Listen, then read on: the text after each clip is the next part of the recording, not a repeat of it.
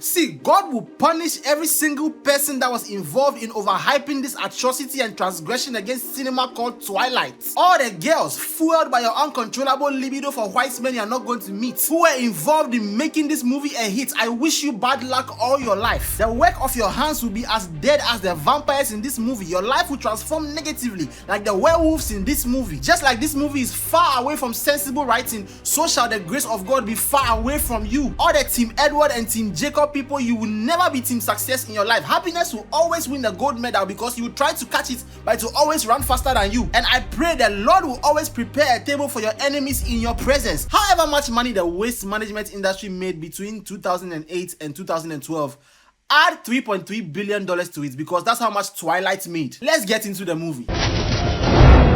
The movie starts with the voice of Bella saying the thoughts of Jesus Christ, I think. I'd never given much thought to how I would die, but dying in the place of someone I love seems like a good way to go. This is what I imagine Jesus Christ must have said. She hasn't given it much thought yet, but she already has this specific situation where she's not the only one dying, but somebody else she loves is also in danger. Then it's a good way for her to die. And this statement comes back at the end of the movie in a very stupid way because of every stupid decision she has been written to make throughout the movie. So Bella moves to a town called Fox, a town where everybody looks like they've just donated too much blood a day before. Then she meets Jacob, a childhood friend. We used to make mud pies when we were little. Right, no, I remember. Later on in the series, Jacob becomes a more muscular, more handsome childhood friend against his will. But this movie is not about him. Hey, you're looking good. I'm still dancing. How? So she goes to school in her red truck where the students have a terrible sense of humor. Nice ride. Nice ride is a good one. Is that white girl looking for some chocolate dick? Like magic, she gets to the school and she's like a magnet. People just walk up to her and make friends with her. You can see the guy who said nice ride again walking past her, looking at her some way. That guy is very, very important to the story in a way that is amazing. She meets more friends who immediately like her. You know, like the way we all do in our daydreams. They liked her so much already that she was going to be a feature in the school newspaper. Good headline for the future. I'm on the paper and your news, baby. Front page. Oh, not. The black guy gives her a peck on the cheek without consent. She gives them another idea for the newspaper and they love it. Actually, that's a good one. Kirk, right? That's exactly what I thought. And this is where we meet the main guy, Edward, who is described as Totally gorgeous, obviously. maybe that day was, what did they call that thing? Opposite day. Maybe that was what they're doing. He walks in like a video game character. He also looks like white bread, but he's a vampire, so I can understand it. But is everybody there also a vampire? They have a staring contest, and Edward looks worried. I mean, anybody should look worried if they saw Bella anywhere. But this isn't a good kind of worried. This is the I think I need to have sex with you no matter what happens, no matter the obstacle kind of worried. They meet in the science lab, and all of a sudden he starts acting as if there has been a dead rat in Bella's bag for days. This girl is smelling. What's that smell? Then he starts looking at her the way a cat will look at a rat it wants to eat. And then he runs away the way a rat would run away from a cat if the rat had a crush on a cat. And finally they get to talk after the cat and mouse game. And let me tell you, the dialogue between these two is unbelievably horrible and tasteless. Like, So you're enjoying the rain? You're asking me about the weather? Yeah, I guess I am. human beings don't talk like this, which is fine because one of them is a vampire and the other one is a tuber of yam. And it's a movie, but it's so bad that I don't even think fictional human beings talk like this. I don't really like the rain. Any cold, wet thing, I don't really... The way they talk is like they were living inside the head of a fictional character who is already in another fictional story, whose writer is imagining the story from inside a mental facility. Asylum down. Your eyes were black the last time I saw you in golden brown. Yeah, I know. It's the fluorescence. You could have said jaundice. She will believe you.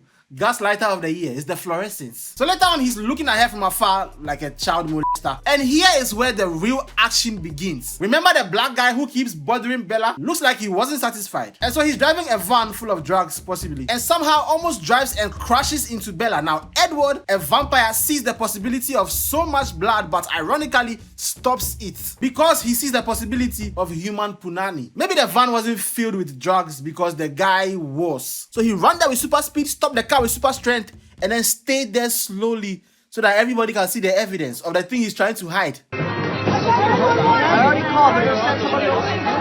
Now let me ask you a question, especially to the young girls between the ages of 16 to 50. You've just seen a young boy stop a car with his hand so hard that he left a dent in the car. What is going through your mind in that moment if you were there? Aside the shock and the fear of almost dying, what are you thinking about? How did you get over to me so fast?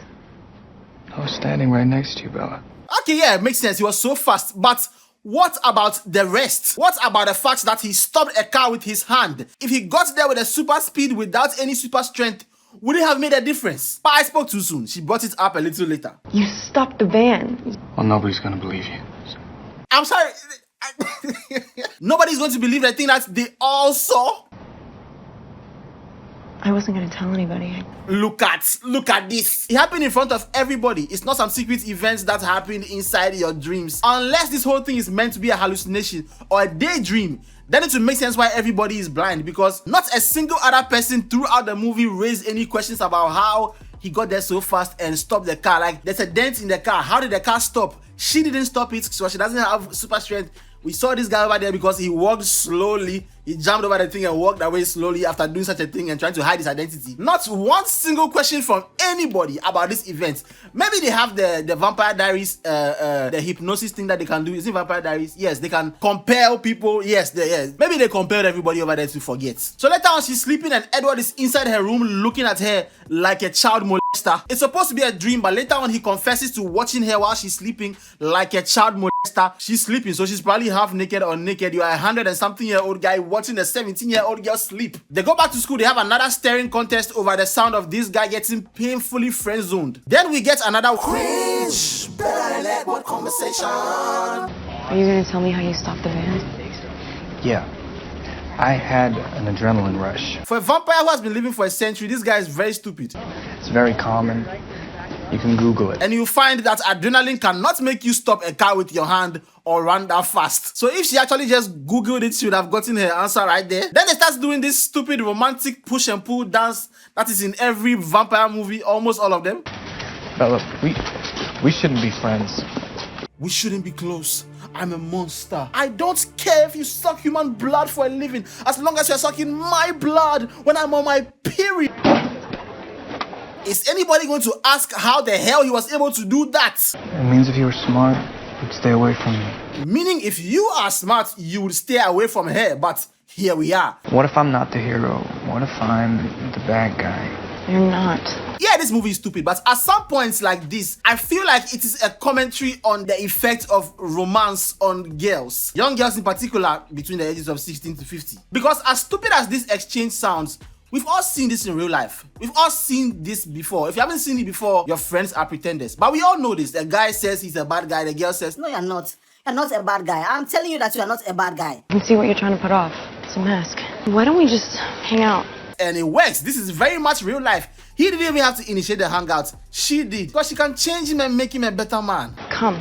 But this actually makes sense because he saved her life. He goes to school and studies science. He's very, very white. I'm not saying skin color correlates with goodness or badness in any way. I'm just observing what the guy is. And he keeps saying that he is the bad guy. So it makes sense that she will see him as a good guy or a bad boy and not as the bad guy.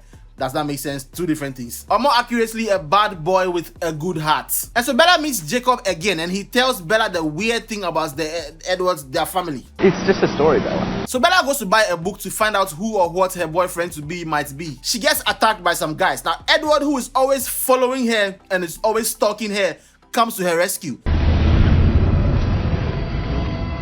Yeah, it looks like stalking a 17-year-old girl wherever she goes and watching her when she sleeps is cool as long as you save her from some bad guys. As long as the end goal is positive, creepy stalking is fine. Of course, you would have to hope that something bad would happen to her so that you can save her to make the whole thing fine. Because without these guys attacking Bella, this guy would easily be viewed as a child molester or a possible one. Can you talk about something else?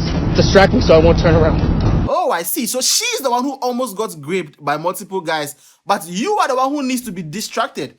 Interesting. Interesting. We have another cringe Bella and Edward conversation. So Edward reveals to her that he can hear what people are thinking, and then we have this iconic scene. I feel very protective of you. Does anybody in this movie ever think to ask why? I feel very protective of you. The next question is why? Why? I can read every mind in this room. apart from yours? Money, sex, cat. If this is it, then I can read people's minds too, because this is 99% of human beings' thoughts. The 1% is Jehovah's Witnesses. Money, sex, money is what you saw. Are you a fake prophet? That's what they do. They always see some generic thing. It's always your visa situation. You want to get married, but the guys are disappointing you. It's always the girls who are the ones who want to get married. It's never the boys. Oh my God. If it's not any of that, then it's some generic bullshit like you are going through something. There's something on your mind. There's something on everybody's mind. We're all going through something. Anyway, let me know. I say I've stopped doing the prophet thing, so let me stop. And then you... nothing. This scene will never not be funny. The running joke is that he can't read her mind because there's nothing in her mind, like she's completely stupid. But I think it's much worse. I think her head is full, but her thoughts are like this. So it will sound like this. It's very frustrating. Is there something wrong with me? I really want to know who these characters are based on. Like, he just told you he can read minds. The correct question is, what is wrong with him? How can he read minds? But her first question is there something wrong with me? It's like, why don't I fit into your world? Why am I not perfect for you? All that matters is your world, Edward. I need to be perfect enough for you. I don't have the strength to stay away from you anymore. Isn't this scary? Like, if a guy tells you this, ladies, will you not be scared? Like, I don't have the strength to stay away from you anymore. Meaning, like, he can't help himself but to keep following you. Are you not afraid? Then don't.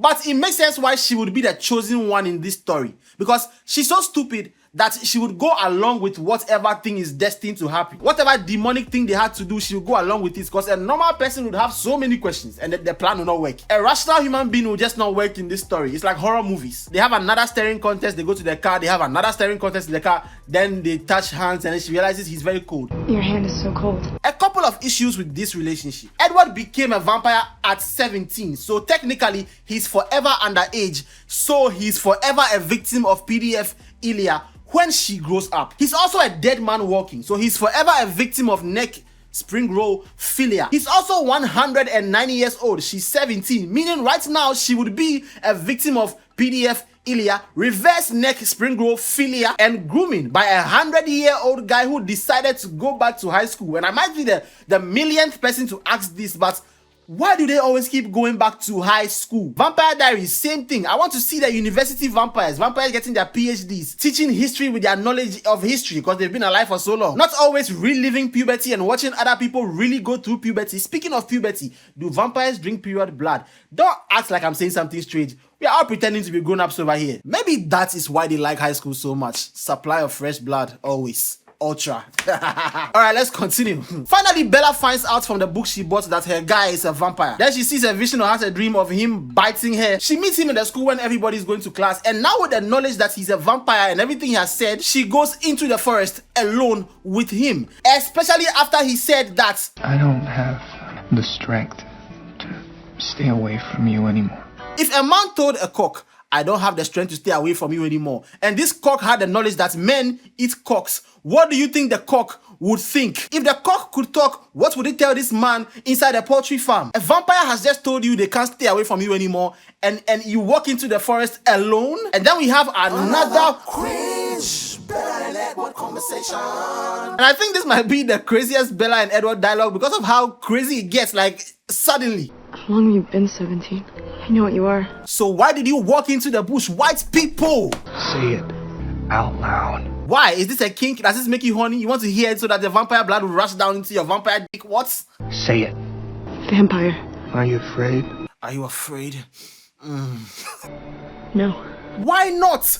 Why not? How not? When not? What not? Who not? What do we eat? You won't hurt me. You need to see what I look like in the sunlight. She's a human being. Wouldn't the super speed do something to her? She's not a vampire, so running fast like that will do something to her, right? So he takes the girl up the mountain, and like any young boy who wants a girl, he flexes his bling. Okay, shows her his eyes.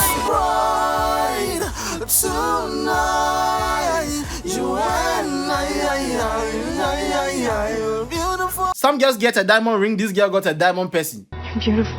Beautiful.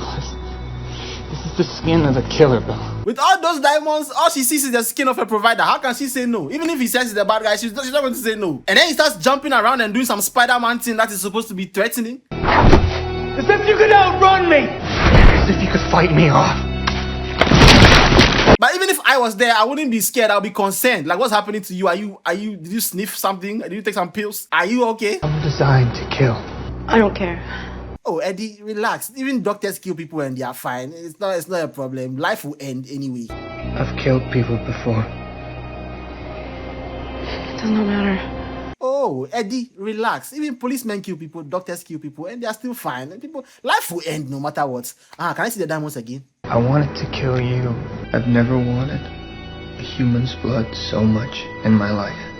Can you give me time? It's the 15th right now, so let me check my app and see something. Okay, so let's say around the 24th to 29th of this month, I can have some blood ready for you. You'll be fine, don't worry. Let me see the diamond again. It's you.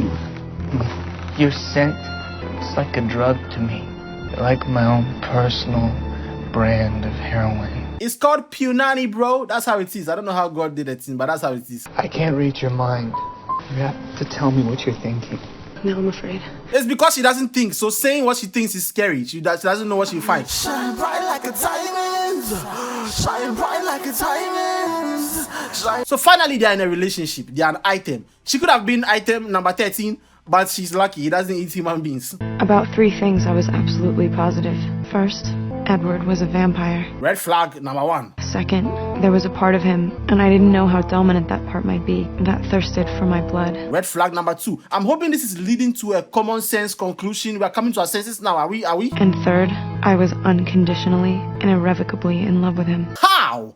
Why? You just mentioned 2 very serious red flags that involve blood. The red flags have been dipped in blood, and she used the words unconditionally and irrevocably, meaning there's no going back. This is the kind of thing you see a therapist about. But Alice can see the future. Alice's visions are subjective. I mean, the future can always change. Alice is this girl. If Alice's visions are subjective, then is she not the same as Prophet Bushiri or even me? Because I had a vision this video would get only 10 views, but it might change to 1 million views. Who knows? So he takes her to his house to meet the family, and then we have Jasper. Jasper is a vegetarian in training. Jasper's our newest vegetarian. It's a little difficult for her. But he goes to school. School is a very bloody place. At least one person always has a sore. Like the guy who almost hit Bella, he was bleeding. How did Jasper cope in that situation? Because he was there. It's okay, Jasper. You won't hurt her. And for here, everything goes downhill in the movie, which is strange to say because we are already underground. No bed? Hey, am I poor? Am I poor? She said no bed. Because that thing over there looks more comfy than the bed I'm sleeping on right now. Charlie, that's a full bed though. 2 people can sleep on that bed. Guys, please share the video, okay? Share the video. I might be poor. You better hold on tight, spider monkey. Her legs must grip very hard because her hands are not even locked together when they get to the top of the tree. So later he goes to her room again, and now we have our very first Edward and Bella's sexual moments. How did you get in here? The window? Do you do that a lot? Just the past couple of months. You know, I imagine sexual criminals of all kinds would watch Twilight, would look at the Twilight universe and say to themselves, wow, what an amazing world. That's heaven. The kind of things that are allowed to fly in this world. I like watching you sleep. It's kind of fascinating. And in this case, it's more dangerous because he has super speed. So if he does anything, would you know? Would she know? Now he wants to kiss her and he tells her to stay still. Don't move. You stay very still. Don't move. Why shouldn't she move? Do you want to simulate a dead body? She starts moving, the ears grooving, and all of a sudden, he just... If you look at where her hand is, I'm sure she tried to grab something. Maybe he's hiding something over there he doesn't want her to see. So now she's completely blue-balled, the female version, and they sit down there and talk for like the whole night. But over here, the idea is he doesn't want to do it because he doesn't want to get carried away and then suck all her blood. But strangely enough, I'm thinking that's what the girl would want. If he said, if we fuck, I will get carried away and I will suck all your blood, she would say, yes, let's do it. You don't go. Now we get to the final part, and here's where things get truly crazy. Edward takes Bella to play baseball with the family. They play Shaolin baseball.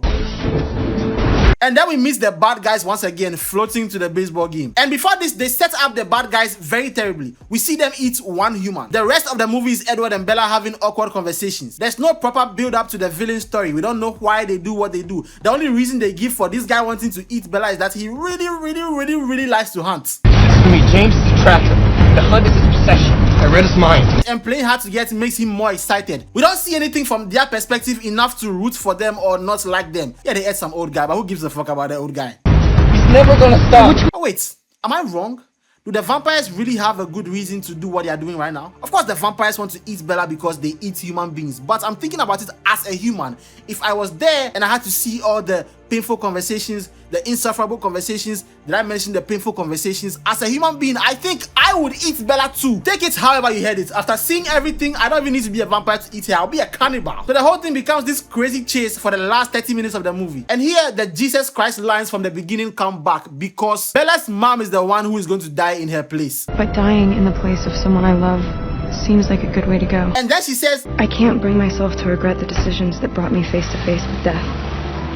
They also brought me to Edward. Bitch, he is the situation that's brought the danger. There's no situation that's separate from him. He is the one. It doesn't matter what is happening. As long as Edward is inside, it's fine. This is a Ghanaian film. It's like it's like Queen Latifah, bro. All of a sudden, you want to separate the art from the artist? No. So the final scene is supposed to be action-packed, but I saw it quite differently. Because James is about to kill Bella, but before that, he wants to make a sex tape. So he turns on the camera and breaks Bella's back. Edward comes to save her, and then he also breaks Bella's back. They fight a little bit, then Edward and James start doing the sex tape and looking at each other homosexually. Bella is on the floor looking like she's having an orgasm after being eaten by James. Edward takes things to the next level, gives James a hickey, a very deep one. These guys are in love. Bella is watching the whole thing while still having an intense orgasm, what they call a cock queen. The others join them and the whole thing is about to turn into a vampire orgy, but then they kill the hunter. Bella's orgasm is getting too intense now, and so Edward has to suck her off, but he's afraid he will not be able to stop and Bella might die from intense pleasure, but that's the only way. So he starts sucking and sucking. Her eyes are rolling back into her head. It's too good, she might die. She always wanted to die in place of someone else, but dying from an orgasm,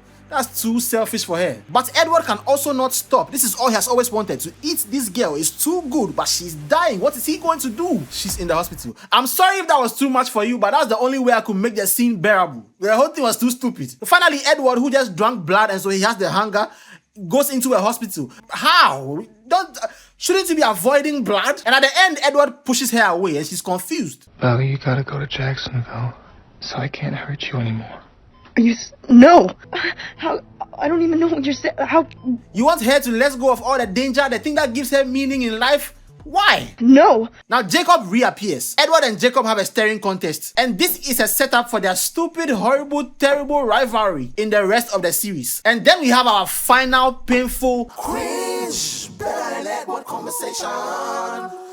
You just let the venom spread. I could be like you by now. So we've come full circle. In the beginning, she wanted to die in place of somebody she loves. Now she wants to be dead. She wants to be a vampire and just be a walking dead.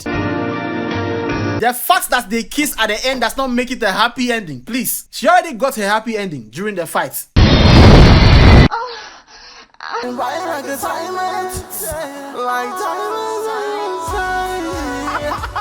I still want to ask you to like and subscribe and hit the notification bell. I will ask you to leave a comment below. Let me know what you think about the video. Let me know what you think about the Twilight movie. Did you watch it when it came out? I didn't.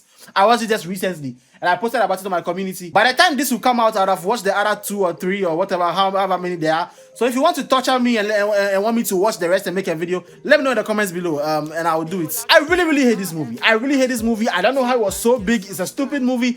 It should have never been huge. But I really love you guys and I'll see you guys soon in another video. Sing the song. If the cock could talk, what would the... People I go never ever ask you to like and subscribe, but you go fish share my video if you know you're feeling my vibe. People I go never ever ask you to like and subscribe, but you go fish share my video if you know you're feeling my vibe. Feeling my vibe. Feeling